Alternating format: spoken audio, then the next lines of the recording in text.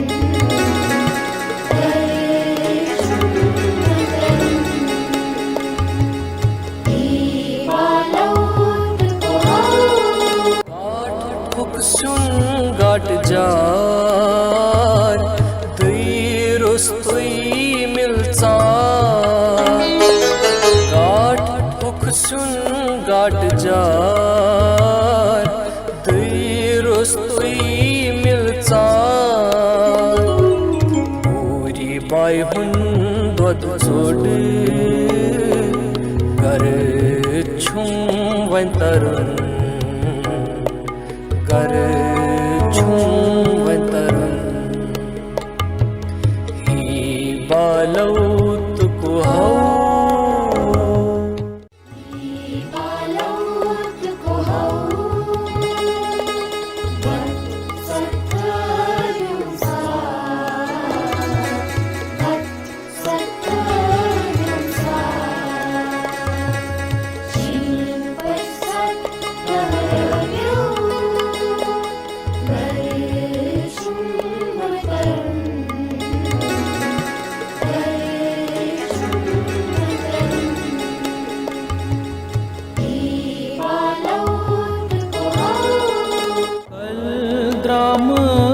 वनवास दल द्रामोत नो फसल कल द्रामोत वनवास दल द्रामोत नो फसल ऐस्तन सोरी असल कर छुम वन गत्सुन गर छुम वन तरुण ही बालौत को हाउ